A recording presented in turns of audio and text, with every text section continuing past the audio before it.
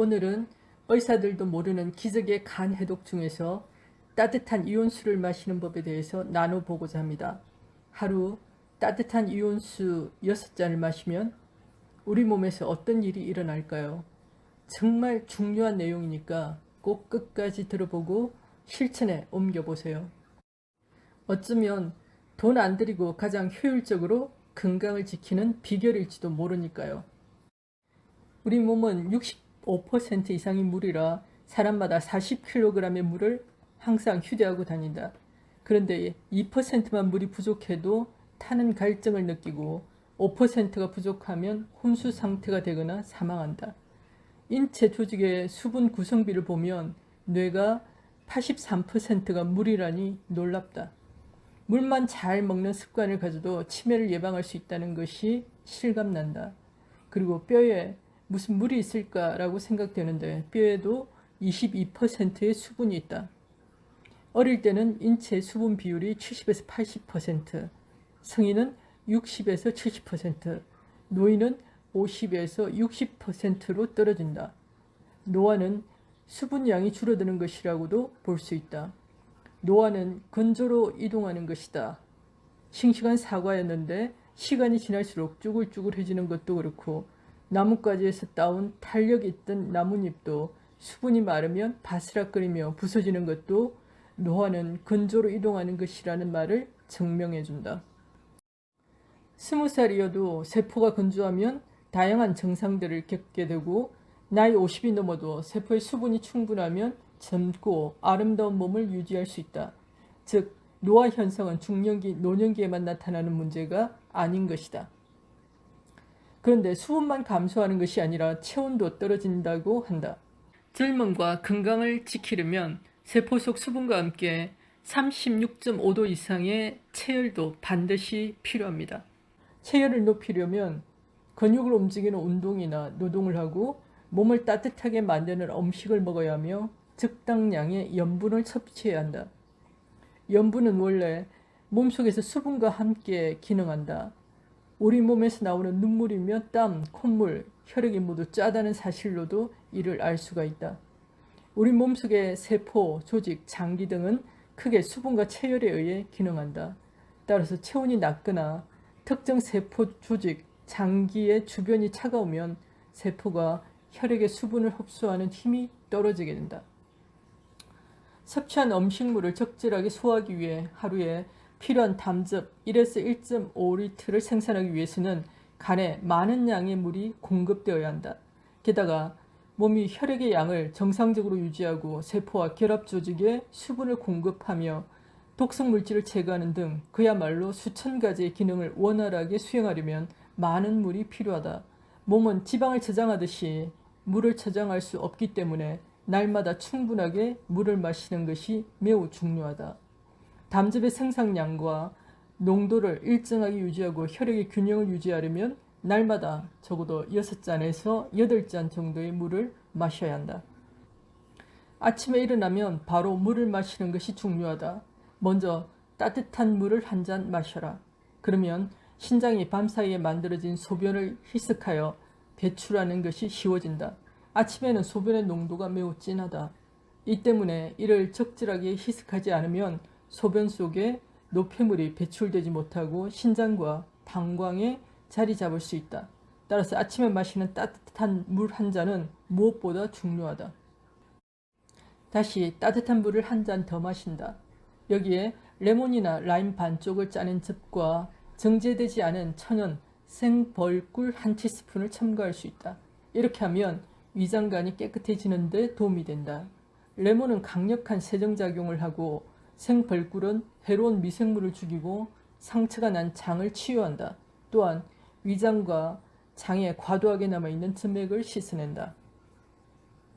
목이 마를 때 외에도 반드시 차갑지 않은 물을 마셔야 하는 중요한 시간이 있다. 식전 30분과 식후 2시간 30분이 바로 그때다. 이 시간이 되면 수분 공급이 잘 되고 있는 몸에서 자연스럽게 갈증 신호를 보낸다. 이때 충분하게 물을 마셔야만 혈액과 담즙과 림프액이 몸 안에서 각각 제 임무를 수행하기 위한 유동성을 갖게 된다. 배고픔과 갈증을 느끼는 것은 동일한 호르몬에서 나오는 신호다. 따라서 몸에서 수분이 바닥났을 가능성이 더 높다. 따라서 이럴 때는 미지근하거나 따뜻한 물을 한 잔 마시고 배고픔이 진정되는지 기다려보는 것이 가장 좋다. 만약 고혈압이 있어서 혈압을 낮추기 위해 처방약을 복용하고 있다면 물을 더 많이 마시면서 반드시 규칙적으로 혈압을 체크해야 한다. 물을 더 많이 마시면 아주 짧은 시간에 혈압이 정상 수준으로 돌아올 수 있다. 그렇기 때문에 고혈압 약을 함께 복용하는 것은 불필요하거나 오히려 해로울 수 있다. 날마다 충분하게 물을 마시면 과체중인 경우에는 체중이 감소하고 반대로 저체중인 경우에는 체중이 늘어난다. 그렇다면 물은 어떤 용기에 담아서 먹어야 하나? 유리병이 아닌 일반 플라스틱 용기에 든 물은 되도록 마시지 않기를 권한다. 플라스틱에 있는 비스페놀 A와 같은 독성 화학물질이 물에 녹아들어 몸에 축적될 수 있기 때문이다. 비스페놀 A는 비정상적인 체중 증가, 인슐린 저항성, 전립선암, 유방암, 과도한 젖샘 발달, 신경장애, 비정상적인 도파민 작용으로 인한 활동 항진증, 주의력 결핍, 의약품에 대한 민감성 증진 등을 일으킬 수 있다. 비스페놀 A는 통조림 캔, 식품 포장재, 치아 충전재, 지폐에서도 검출되고 있다. 비스페놀 A는 우리가 매일 받는 영수증에서도 찾아볼 수 있다. 영수증의 표면 발색을 위해 쓰이는 유해 환경 호르몬이다. 따라서 영수증을 휴대폰으로 전송해 달라고 하거나 영수증을 받지 않는 것이 좋다. 이온수를 자주 마셔라. 따뜻한 이온수를 조금씩 마시면 몸 안의 모든 조직을 청소하는 탁월한 효과가 있다. 이온수는 몸 전체의 독성 효과를 감소시키고 순환 기능을 개선하며 담즙의 균형을 가져온다. 15분에서 20분 정도 물을 끓이면 1만 개 정도씩 뭉쳐있던 물 분자 덩어리가 한두 개의 덩어리로 나누어지고 전기적 성질을 띠면서 수산화 어미온이 만들어진다. 이렇게 만들어진 이온수를 마심으로써 음의 전기를 띤 수산화 이온이 몸으로 들어가면 양의 전기를 띠는 독성 물질과 결합한다. 그 결과 독성 물질과 노폐물이 전기적으로 중성을 띠게 되어 몸에서 쉽게 제거될 수 있는 액체 상태로 바뀐다. 이온수를 만드는 방법은 물을 15에서 20분 정도 끓인 다음 스테인리스 보온병에 담는다. 끓인 물을 보온병에 담으면 종일 이온화된 상태가 유지된다. 하지만 이온화된 물이라도 식으면 전기적 성질을 잃고 효과도 없다. 보온병에 담은 물을 하루 종일 30분마다 조금씩 뜨거운 차처럼 마신다. 몸 상태가 좋지 않을 때, 혈액을 맑게 해야 할 때, 활력을 찾고 머리를 맑게 하고 싶을 때라면 언제라도 이 방법을 쓸 수 있다. 수산화 이온은 물이 끓어오르면서 거품이 생기는 효과를 통해 만들어진다. 폭포수나 파도가 밀려 부딪히는 물에서도 이와 비슷한 현상이 나타난다. 하루에 600에서 700ml 정도의 이온수를 만든다. 이렇게 특별하게 만든 물을 평상시에 마시는 물 대신으로 생각해서는 안 된다. 이온화된 물은 보통의 물과 달리 세포에 수분을 공급하는 능력이 떨어지기 때문이다. 이온수기로 만든 물을 마셔도 상관은 없다. 하지만 물을 끓여서 만든 이온수만큼 몸을 정화하지는 못한다. 이온화된 필수 미네랄을 섭취하라. 우리 몸은 살아있는 토양과도 같다. 만약 충분한 양의 미네랄과 미량 원소가 있다면 우리가 살아가고 성장하는 데 필요한 모든 것을 공급받을 수 있다. 하지만 이와 같은 필수 미네랄이 포함된 식품을 충분히 섭취하지 않으면 쉽게 결핍 상태에 빠지기도 한다. 몇백 년 동안 똑같은 땅에서 농작물을 기르면서 특정 영양소와 미네랄의 결핍은 점점 심각해지고 있다. 화학 비료를 사용하기 시작하면서 상황은 더욱 나빠졌다.